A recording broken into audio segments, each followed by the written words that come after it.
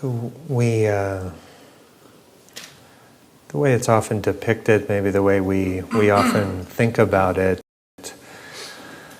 is that enlightenment is going to solve all our problems. Yeah.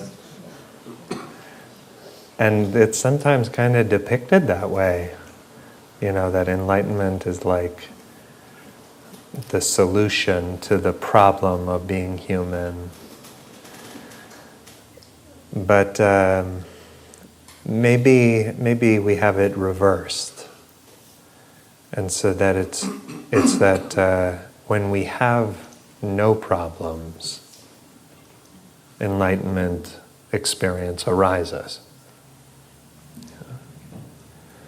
But what conceivably could it mean to have no problems in a world that's always slipping through our fingers,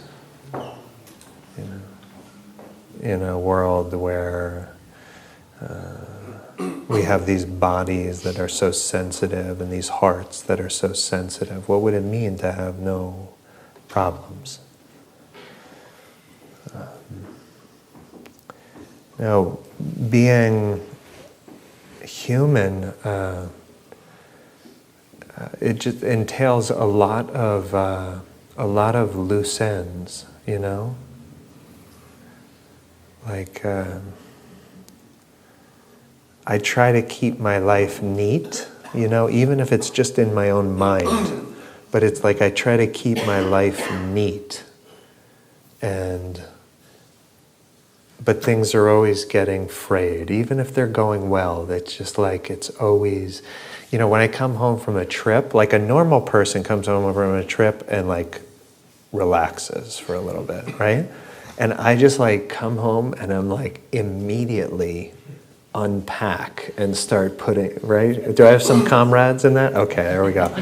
But it's like this like intolerance of the loose ends of being human. And I do have this just a kind of abiding fantasy that's not even really conscious, but there's like this wish to just like get life like so, and then just kind of hold it still, And so the way that the complications, the loose ends, it feels like we have to cling in order to tie them together, and that this is how we'll be happy when our life is neat. Now, I'm talking about loose ends, but we really could be talking about the first noble truth, that there is dukkha, there is unsatisfactoriness, there is because our pleasure won't stay still, we can live perpetually on the run. And many people hear the First Noble Truth and they're like, it's so disheartening that many people essentially devote their life to trying to make the First Noble Truth vanish, And the truth is that we influence the tides of pleasure and pain, but control or own nothing. But the fact that we influence, the fact that I can have an itch and I can scratch it, it gives this like illusion that the tides of pleasure and pain are somehow under our control. And so we can kind of live our life just always trying to tie up these loose ends. And this was, the Buddha noticed this and was kind of disheartened by it and sought a way out. Alan Watts said, the desire for security and the feeling of insecurity are the same thing. To hold your breath is to lose your breath. A society based on the quest for security is nothing but a breath retention contest in which everyone is taut as a drum and purple as a beet.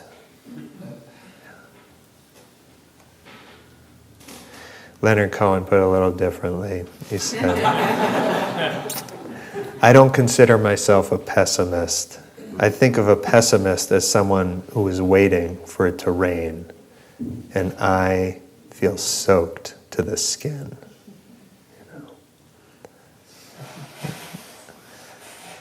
I love that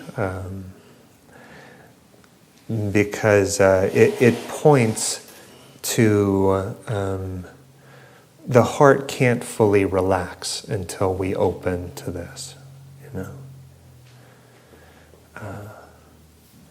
It's like we think in medicine there's like a diagnosis and then treatment. But with the Four Noble Truths, the first Noble Truth, that there is dukkha, is considered like the diagnosis, But to me, it also feels like the treatment, Just to like fully open the heart to that there's an aspect of treatment. There's something in the heart that relaxes when we fully take that in. Now, all of this is very closely bound up with impermanence. That we can't take refuge in pleasures because they are by nature fleeting. And the attempt to reiterate our pleasures again and again and again carries a certain burden of anxiety. And so the Buddha really placed this teaching of anicca at the center of practice, and really said, like, if you understand impermanence, you actually understand the whole of the Dharma. And so Suzuki Roshi, the Zen teacher, I don't know how this story went exactly, but he was sort of like asked to sum up the Dharma in a sentence. And what he said was, not always so. Not always so. Now, usually when we think about impermanence, we think about it, the kind of big impermanence, the impermanence of people and places and things, and of mortality. And that's a major aspect of our practice, is acknowledging that, opening that to that. So the reflections on mortality are sort of have a kind of reverential place in Buddhist practice. And for some years, before I would begin practice, I would say to myself or out loud, like to actually reflect on the finite nature of my life. All that is precious and dear is of the nature to change. There's no way to avoid being separated from that.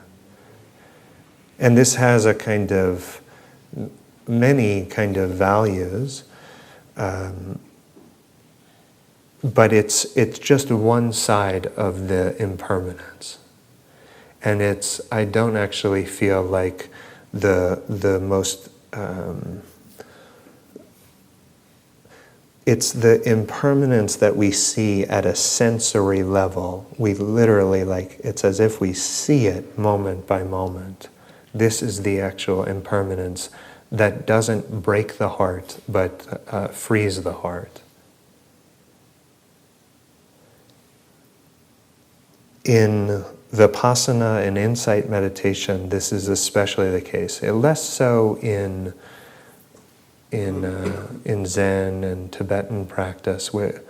But in insight meditation, impermanence and insight into impermanence holds a very kind of special place and is considered a kind of gateway into more and more freedom of heart.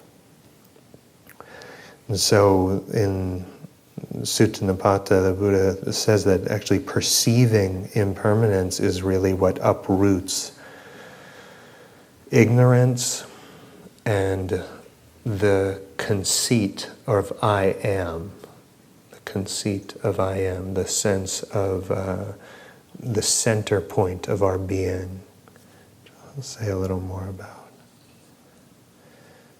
And so this is not like a concept or idea about seeing change. This is seeing it just in its ordinariness, moment by moment. When we begin practice,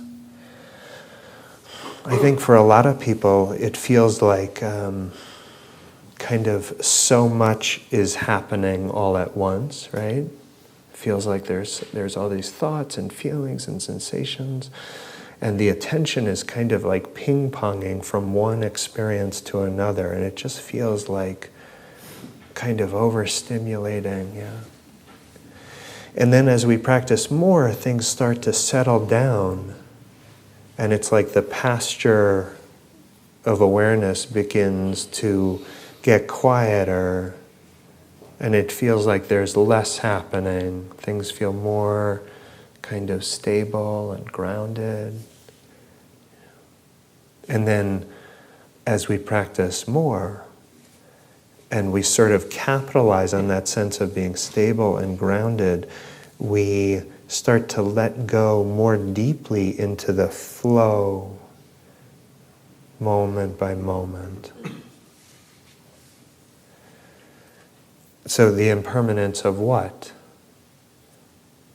Nothing other than our ordinary sensory experience, right? The sights and sounds and sensations and thoughts. But it's the ordinary experiences perceived with, as one of my teachers has said, extraordinary clarity. So ordinary impermanence perceived with extraordinary clarity.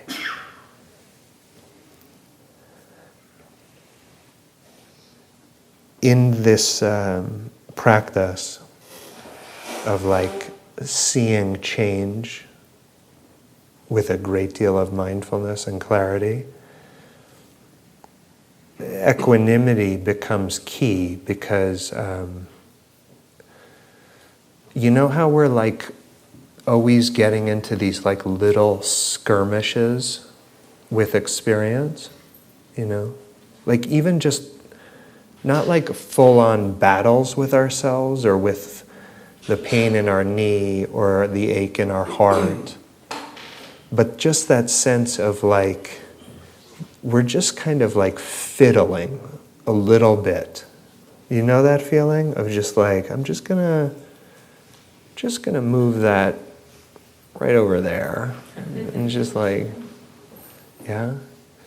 And that sense of like, in some way we're trying to like tie up those loose ends. Yeah.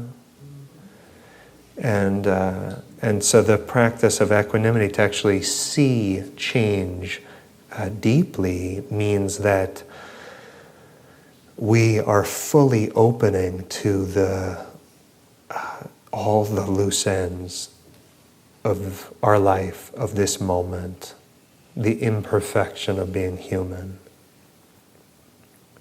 Right? When we see imperfection, that urge to like intervene, to fix, to glue things back together, it actually pulls us out of the flow of anicca, you know? And we actually have to be willing to like really deeply see impermanence, we have to be willing to accept whatever the moment gives us. We can't be categorizing what's okay and what's not okay. Because just that very act of dividing the intruders from the welcome visitors, just that very gesture of making those divisions is agitating for the mind. And it puts us deeper into the corner of self.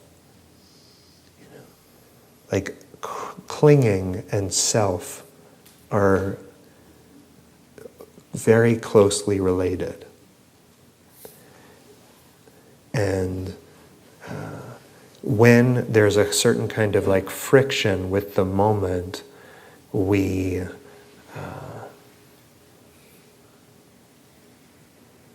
a self is born, and the problem needs a solution, and our thinking rises up to answer that call. And then it feels like me looking at my problem, trying to solve it. And so instead, we're actually surrendering so deeply to the imperfection of the moment. So,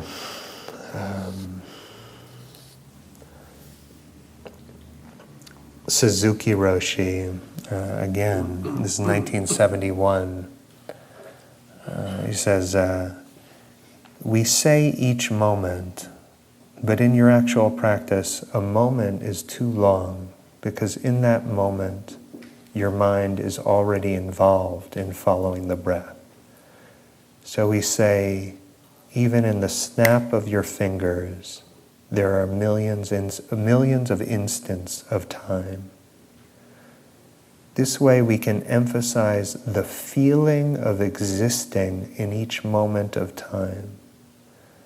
When you're involved in an idea of time, today, tomorrow, next year, selfish practice begins.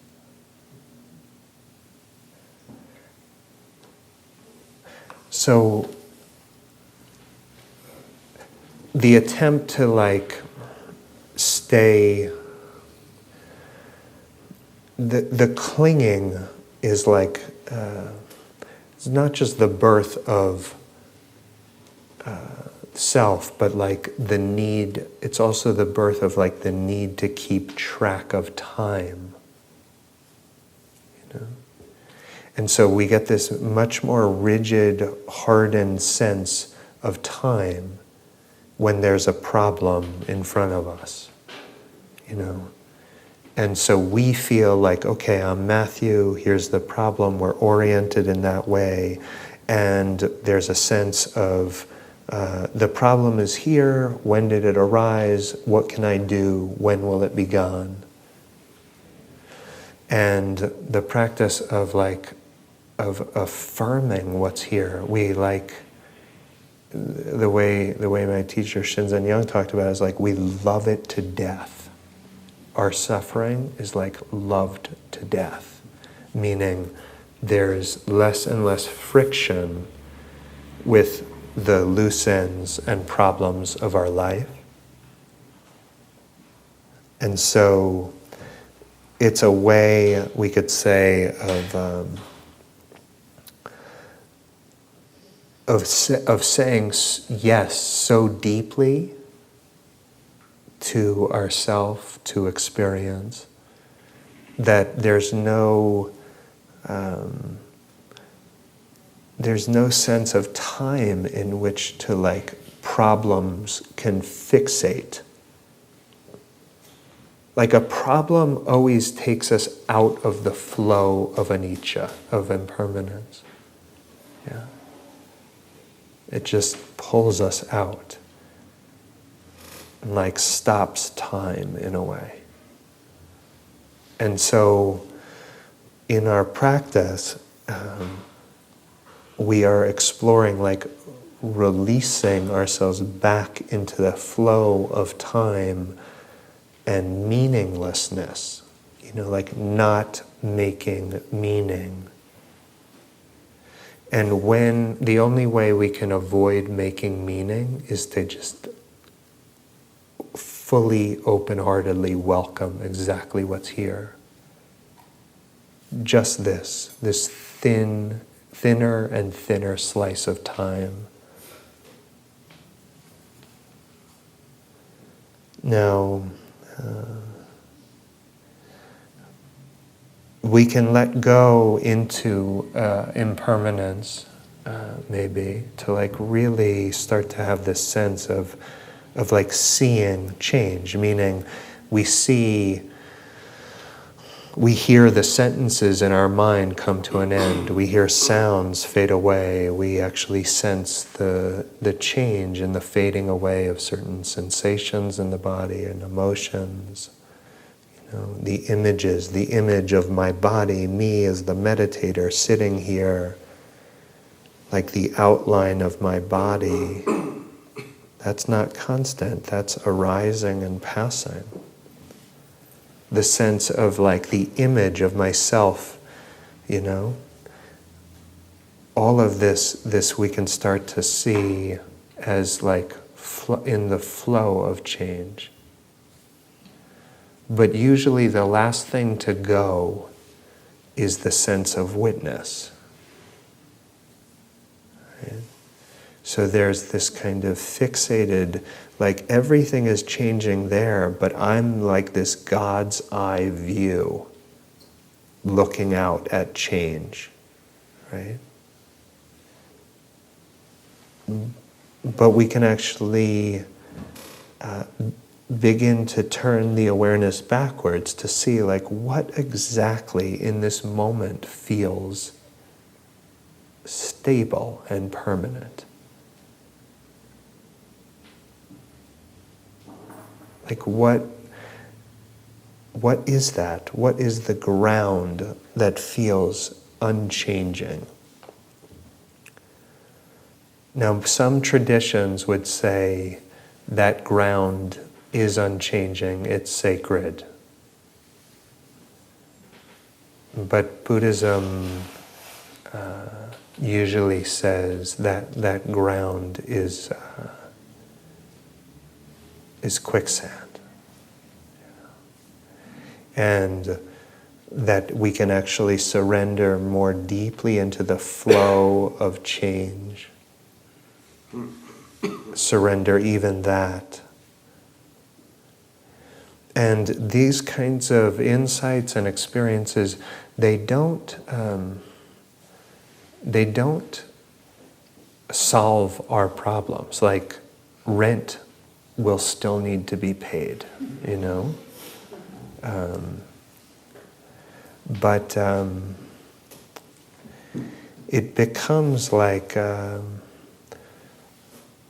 anicca, impermanence, becomes something like a refuge, where we can actually drop out of the world of things and meaning, out of the world of problems and solutions, of future, and just rest in a way, dissolve into the present. Now, none of that is meant to,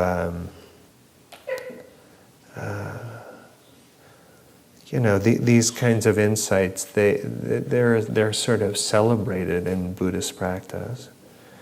But I appreciate this, again, from Shinzen.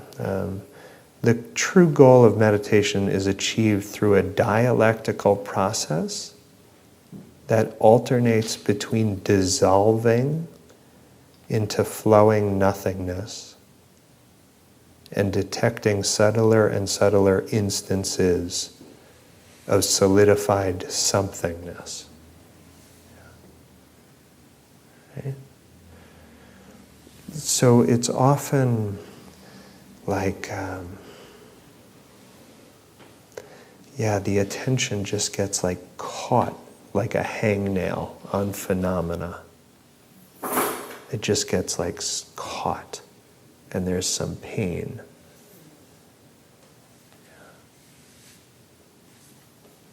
And so we try to like fold that into the flow of anicca. And just give ourselves away to it. And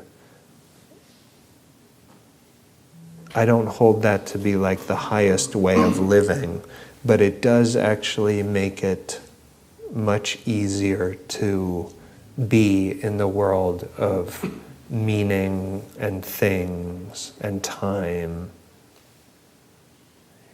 the relative stability of our lives.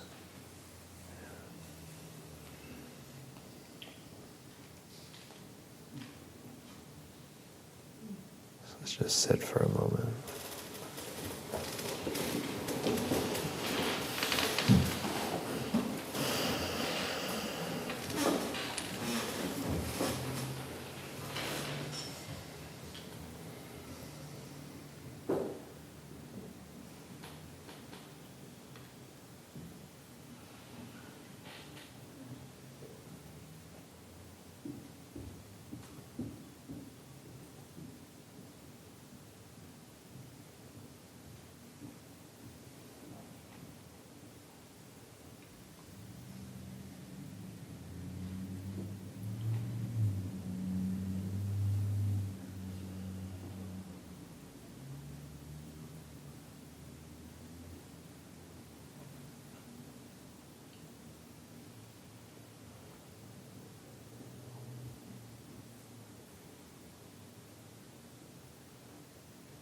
Just calmly noticing change.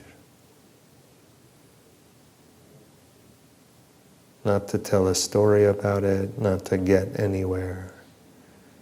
Just seeing anicca everywhere.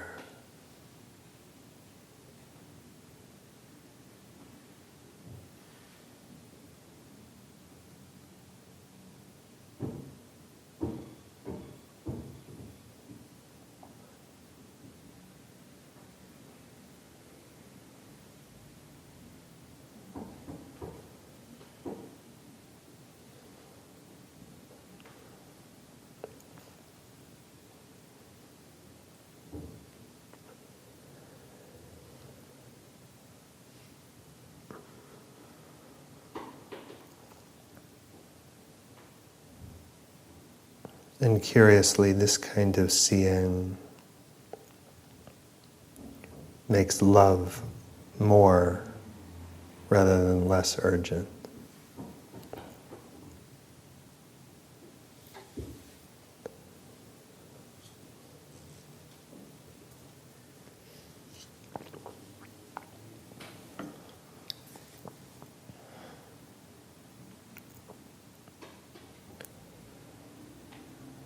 So in small or dramatic ways may our lives be of blessing for others.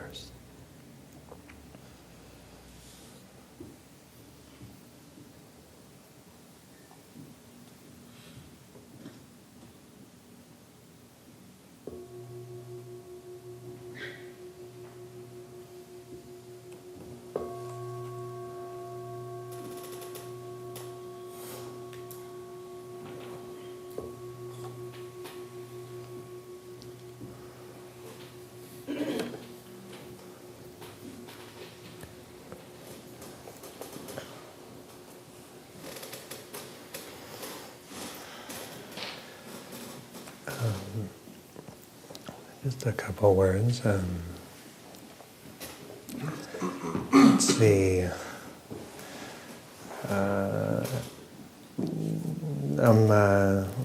You can check out flyers. There's what's happening? I'm doing a half day this weekend. I'm doing. Is that it? For this weekend? Yeah. For this, well, There's after Matthew's half day, there's a volunteer meeting. If anyone's interested, for anyone who volunteers or is interested in volunteering, we'll just be discussing what we have been doing and what we will be doing, and we don't have much of an agenda. It'll be good to get everybody there together. Great, thank you. Yeah, that's all I got. Thank you. Yeah, so I think, for the half day that I'll do, it will be, I'm gonna really try to shut up and just be quiet and I usually just talk straight through the half day or day long. I'm gonna be quiet this time. So if you want to sit quietly, come.